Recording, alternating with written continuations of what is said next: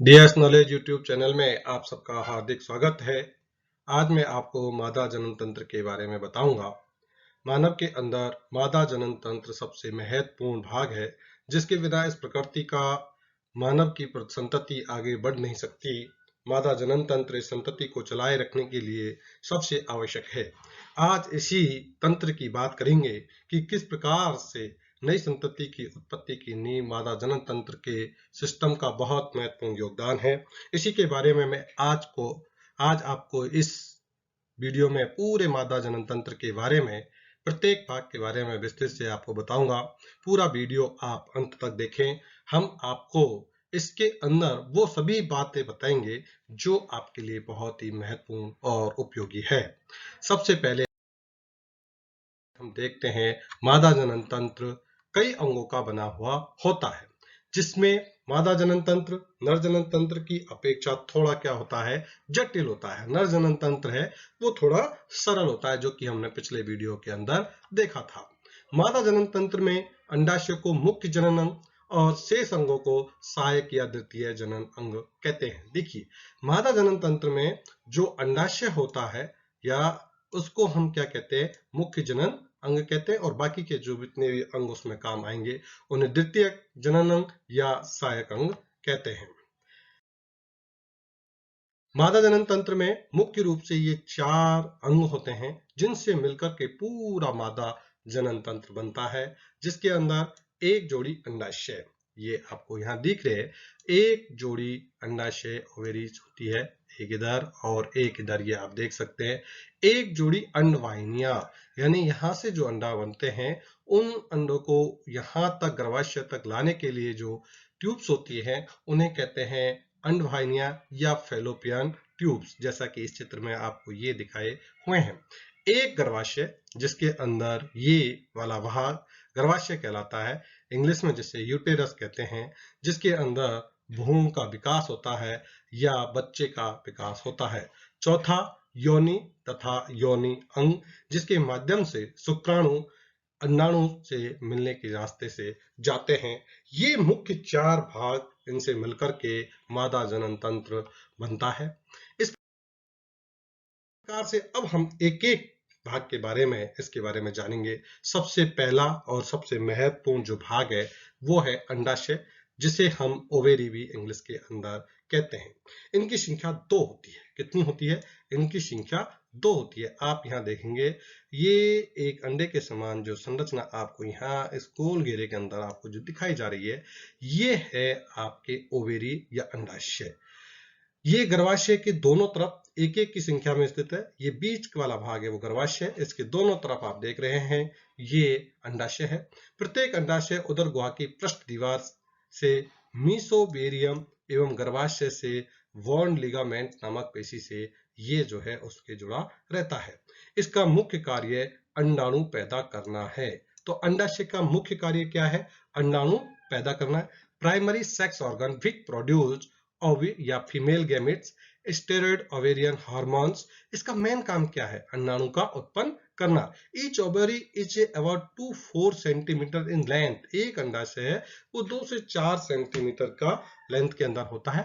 They are located in both side of the lower abdomen and the connected to the pelvic wall of the uterus ligament. ये ligaments के द्वारा, जैसा मैंने हिंदी में आपको बताया, इससे ये जुड़े हुए रहते हैं। तो यहाँ आप ये देखिएगा कि ये 2 ओवेरी हैं, दोनों एक एक साइड में जुड़ी हुई रहती है। प्रत्येक अंडाशय लगभग 4 सेंटीमीटर लंबा होता है और 2.5 सेंटीमीटर चौड़ा और 1.5 सेंटीमीटर मोटा होती है एक ओवेरी। अंडाशय से 2 हार्मोन, ये जो ओवेरी है, अंडाशय है, इससे 2 हार्मोन निकलते हैं। एक होता है एस्ट्रोजन और दूसरा होता है प्रोजेस्टेरोन। तो मुख्य रूप से 2 हार्मोन हुए, एस्ट्रोजन और प्रोजेस्टेरोन, जो ऋतुस्राव को कंट्रोल करने का काम भी करते हैं। तो ये कहां से आए? अंडाशय से स्रावित हुए। अगर का दूसरा भाग है हमारे पास अंडवाहिनियां। अब देखिएगा, जिसको इंग्लिश के अंदर फैलोपियन ट्यूब कहते हैं। आप याद रखिएगा इस बात को भी कि कई बार एग्जाम में और बहुत सी बार कहीं पर भी सीधा अंडवाहिनियां ना दे करके फैलोपियन ट्यूब, हिंदी में भी फैलोपियन ट्यूब दे दिया जाता है, इसलिए इसका इंग्लिश वर्जन भी आपको याद रखना होगा। अंडवाहिनियां या फैलोपियन ट्यूब की संख्या 2 होती है। क्यों? क्योंकि एक ओवरी इधर वाले से भी ये जुड़ी हुई रहती है और इधर वाले से भी जुड़ी हुई रहती है, जो गर्भाशय के ऊपरी भाग के दोनों बगल रहती है। ये गर्भाशय का ऊपर वाला भाग, इसके दोनों और ये जो जुड़ी हुई है, ये कहलाती है फैलोपियन ट्यूब। देखिए इसके बाद में इस्मत, एम्पुला और इन्फंडिबुलम। प्रत्येक फैलोपियन नलिका लगभग 10 सेंटीमीटर लंबी होती है। ये यहां से लेकर के, और अगर यहां तक इस फैलोपियन ट्यूब की अगर अपन लेंथ देखते हैं तो लगभग 10 सेंटीमीटर के लगभग होती है। फैलोपियन ट्यूब का एक सिरा गर्भाशय से, देखेंगे आप, एक सिरा कहां से जुड़ा हुआ है? गर्भाशय से जुड़ा हुआ है। दूसरा सिरा अंडाशय, ये दूसरा सिरा, ये जो अपन का अंडाशय इससे जुड़ा हुआ है। उंगली नुमा रचना, ये देखेंगे अपन, ये इस प्रकार की जो संरचना बनी हुई है, उंगली नुमा संरचना बनी हुई है, इस रचना को हम कहते हैं फिम्बरी। क्या कहते हैं इसको? हम फिम्बरी कहते हैं। अंडाणु जब अंडाशय से बाहर निकलता है तो फिम्बरी द्वारा पकड़ लिया जाता है। देखिए आपको इस स्ट्रक्चर को पूरे को मैं इस चित्र के साथ दोबारा से समझाता हूं कि ये अंडाशय ओवेरी है, इसके अंदर अंडाणु का निर्माण होता है।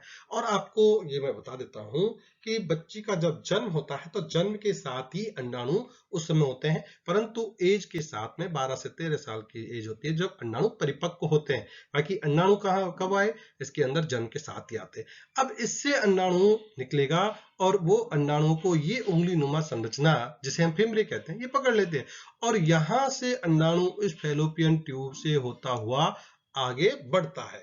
और अगर वो फर्टिलाइज यहाँ हो जाता है, आगे आपको बताऊंगा कि जो फर्टिलाइज अंडा निषेचित होता है वो भी कहाँ होता है? इस फैलोपियन ट्यूब के अंदर, अंडवाहिनी के अंदर ही होता है। ये आपको बहुत ही विशेष रूप से ध्यान रखना है। इसके बाद अंडाणु फैलोपियन नलिका की गुहा में पहुंच जाता है। यहां से अंडाणु कहां पहुंचा? फैलोपियन नलिका की गुहा में पहुंच जाता है। फैलोपियन नलिका का मुख्य कार्य फिम्बरी द्वारा अंडाणु को पकड़ना और गर्भाशय में पहुंचाना। यहां से ये फिम्बरी द्वारा अंडाणु को पकड़ लिया, पकड़ने के बाद में ये गर्भाशय तक पहुंचा देता है। जब अंडाणु अंडाशय से देह गुहा में आता है तो पूर्ण परिपक्व नहीं होता, इसका शेष परिपक्व अंडवाहिनी में होता है। इसका पूर्ण जो परिपक्व होता है वो कहां पर होता है? इस अंडवाहिनी या फैलोपियन ट्यूब के अंदर होता है। तो ये एसेसरी डक्ट्स हैं आपके अंदर कि फैलोपियन ट्यूब की जो है पाई जाती है। निषेचन की क्रिया अंडवाहिनी में होती है। अब देखिए बहुत ही इंपॉर्टेंट पॉइंट है कि निषेचन की मानव के अंदर या मादा के अंदर निषेचन की क्रिया कहाँ होती है? बहुत बार परीक्षा में पूछा गया है। तो वो होती है अंडवाहिनी, या जिसे हम फैलोपियन ट्यूब कहते हैं, क्योंकि अपन आगे देखेंगे कि यहां से शुक्राणु भी पहुंच जाते हैं फैलोपियन ट्यूब में, इधर से अंडाणु भी पहुंच जाता है इसी फैलोपियन ट्यूब में, और यहाँ पर ही इसी फैलोपियन ट्यूब के अंदर ही अंडाणु और शुक्राणु का मिलन होता है, और वही क्रिया क्या कहलाती है? निषेचन कहलाती है। मादा जनन पथ में पहुंचने के पश्चात नर शुक्राणु अपनी निषेचन क्षमता 2 दिनों तक सुरक्षित रखता है। जैसे फीमेल के ऑर्गन्स के अंदर जो स्पर्म है शुक्राणु पहुंच जाता है, वो निषेचन की क्षमता 2 दिन तक सुरक्षित रखता है। ये आपको भी। मादा जनन तंत्र का तीसरा भाग हम देखेंगे, जिसे गर्भाशय या यूटेरस इंग्लिश के अंदर कहते हैं। गर्भाशय नासपति के आकार की रचना होती है। ये जो भाग हम देख रहे हैं, ये वाला भाग, ये है गर्भाशय, जिसकी आकृति गर्भाशय के आकार की होती है। ये उदर गुहा यानी पेट के अंदर पेल्विक कैविटी के अंदर स्थित होता है। तो प्रश्न आता है कई बार, गर्भाशय कहाँ स्थित होता है? तो श्रोणि में एक भाग या पेल्विक कैविटी में स्थित होता है। ये सामान्यतः 7.5 सेंटीमीटर लंबा, 5 सेंटीमीटर चौड़ा और 3.5 सेंटीमीटर मोटा होता है। इसके ऊपर की ओर अपन यहाँ देख रहे हैं, इसके ऊपर की ओर दोनों तरफ से फैलोपियन ट्यूब इस गर्भाशय में आकर के खुलती है। इसके पीछे की ओर, यानी इस गर्भाशय के पीछे की ओर जो है मलाशय होता है, आगे की ओर मूत्राशय होता है। गर्भाशय के नीचे के जो भाग होता है उसको हम सर्विक्स या ग्रीवा कहते हैं। यहाँ आप ये देख रहे हैं, ये वाला भाग है, ये क्या कहलाता है? सर्विक्स, या हिंदी में से ग्रीवा कहते हैं। ग्रीवा आगे की ओर योनि में परिवर्तित हो जाती है। तो ये जो वाला भाग है गर्भाशय का, सर्विक्स वाला भाग है, यही आगे जाकर के योनि में चेंज हो जाता है। गर्भाशय का मुख्य कार्य निषेचित अंडाणु को भ्रूण में परिवर्तित होने और इसके विकास के लिए स्थान प्रदान करना, यही आगे चलकर बच्चे का विकास स्थान प्रदान करते हैं। तो देखिए गर्भाशय का काम क्या है? इस गर्भाशय का मुख्य काम क्या है कि अंडाणु, अंडा जब इन फैलोपियन ट्यूब के अंदर निषेचित हो जाता है। तो निषेचित अंडा जो है इस गर्भाशय में आ जाता है और गर्भाशय उसको जगह देता है। गर्भाशय उस अंडाणु फिर बाद में थोड़ा सा भ्रूण बनता है तो प्लेसेंटा के माध्यम से चिपक जाता है, दीवार के साथ प्लेसेंटा से अटैच हो जाता है और यहीं पर इस पूरे भ्रूण का विकास है वो गर्भाशय में होता है। और यही भ्रूण का जब विकास गर्भाशय में पूर्ण विकास हो जाता है तो बच्चा बन जाता है। बच्चे का विकास गर्भाशय के अंदर हो जाता है। चौथा और अंतिम जो भाग है मादा जनन तंत्र का वो है वेजिना। ये वेजिना एक नली के आकार की संरचना और इसकी लंबाई लगभग 7.5 सेंटीमीटर होती है। ये बाहर से तल से गर्भाशय तक फैली रहती है। इसके सामने मूत्राशय और नीचे मलाशय स्थित होता है। जो वेजिना होती है इसकी दीवार पेशीय ऊतकों की बनी होती है। इसका एक सिरा मादा जनन छिद्र के रूप में बाहर खुलता है और दूसरा सिरा पीछे की ओर गर्भाशय की ग्रीवा से। तो देखिए एक भाग है वो हम देखते हैं कि बाहर मूत्र के लिए बाहर की ओर खुलता है और दूसरा भाग है वो गर्भाशय के द्वारा गर्भाशय से जुड़ा हुआ होता है। योनि के शरीर के बाहर खुलने वाले जो छिद्र होता है उसे वेजिनल और ऑरिफिस कहते हैं या योनि द्वार कहते हैं। और योनि की दीवार में बार्थोलिन ग्रंथियां पाई जाती है जिनसे एक चिपचिपा पदार्थ जो है निकलता है। इस डायग्राम में आपको वेजिना की डायग्राम दिखाया हुआ है। इसके बाद में आता है मेंस्ट्रुएशन साइकिल। स्त्री का प्रजनन काल 12 से 13 वर्ष की उम्र में प्रारंभ होता है जो 40 से 45 वर्ष की उम्र तक चलता है। इस प्रजनन काल में गर्भावस्था को छोड़कर 26 से 28 दिनों की अवधि पर गर्भाशय से रिक्त तथा इसकी आंतरिक दीवारों से श्लेष्म का स्राव होता है। ये स्राव 3 से 4 दिनों तक चलता है। इसे ही रजोधर या मेंस्ट्रुएशन साइकिल कहते हैं। स्त्रियों में 40-50 वर्ष के बीच में ऋतुस्राव बंद हो जाता है जिसको हम रजोनिवृत्ति या मीनोपॉज के। तो अब तक हमने पूरा जो मादा जनन तंत्र देखा उसका मैं आपको संक्षिप्त में पूरे का एक सारांश लास्ट के स्लाइड के माध्यम से आपको बता देता हूं कि सबसे महत्वपूर्ण जो भाग होता है मादा जनन तंत्र का वो होता है ओवेरी या अंडाशय। यहाँ पर क्या होते हैं, अंडाणु होते हैं। ये अंडाणु यहाँ से निकल करके और इस फैलोपियन ट्यूब में आ जाते हैं या अंडवाहिनी जो कहते हैं इसके अंदर आ जाता है और यहीं पर मादा की योनि से होते हुए गर्भाशय से होते हुए शुक्राणु आप यहाँ देखेंगे कि शुक्राणु भी यहाँ तक पहुंच जाते हैं। तो इसी फैलोपियन ट्यूब में अंडाणु और शुक्राणु का दोनों का मिलन होता है। अगर शुक्राणु अंडाणु के अंदर पहुंच जाता है यानी उसको निषेचित कर देता है। ये प्रक्रिया सारी की सारी कहाँ होती है, फैलोपियन ट्यूब के अंदर होती है। तो अगर वो उसको निषेचित अंडाणु को निषेचित कर देता है शुक्राणु, तो ये निषेचित अंडाणु इस फैलोपियन ट्यूब से ये जो वाला भाग होता है गर्भाशय होता है इसमें आ जाता है और गर्भाशय में आकर के यहीं पर इसकी पूरा डेवलपमेंट या विकास होता है और वो विकास होते होते 9 माह के अंदर जो है एक बच्चा बन जाता है।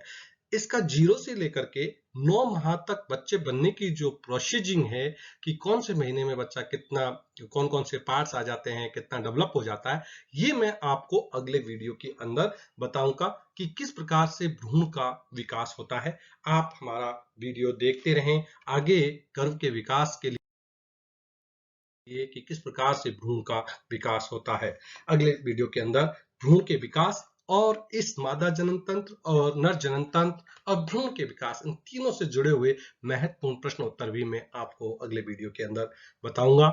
दोस्तों, किसी ने कहा है कि अगर हमें असाधारण दिखना है तो हमें कुछ न कुछ असाधारण करना होगा। हर कोई आदमी कैसा स्पेशल दिखना चाहता है परंतु वो स्पेशल करता नहीं है। अगर आपको स्पेशल यानी असाधारण दिखना है तो उसके लिए क्या करना होगा, असाधारण करना होगा। नहीं तो हम भी इस भीड़ का हिस्सा बन जाएंगे। 135 करोड़ के लगभग की आबादी हमारे देश की है, 750 करोड़ से ज्यादा आबादी पूरे विश्व की है और उसमें हम भी जाने कहाँ गुम हो जाएंगे। अगर आपको उसमें एक दिखता हुआ चेहरा बनना है। अगर आपको उसमें सबसे असाधारण दिखना है तो आपको असाधारण कार्य करने होंगे, आपको सबसे हटकर कार्य करने होंगे, आपको सबसे ज्यादा मेहनत करनी होगी। जो जितना हटकर मेहनत करेगा, जितने असाधारण कार्य करेगा, वो उतना ही असाधारण होगा। आपने अपना अमूल्य समय निकाल करके ये जो वीडियो देखा, उम्मीद करता हूं आपको बहुत ही लाभदायक होगा, आपके लिए जीवन में उपयोगी होगा। आप इसको अपने दोस्तों के साथ शेयर जरूर करें। हो सकता है उसके भी बोर्ड की एग्जाम में इससे संबंधित क्वेश्चन आ जाए और वो भी आपका शुक्रिया अदा करेगा। Thank you for watching. Please like share and subscribe करना ना भूले और हमारा अगला वीडियो देखना भी ना भूले। धन्यवाद। जय हिंद, जय भारत।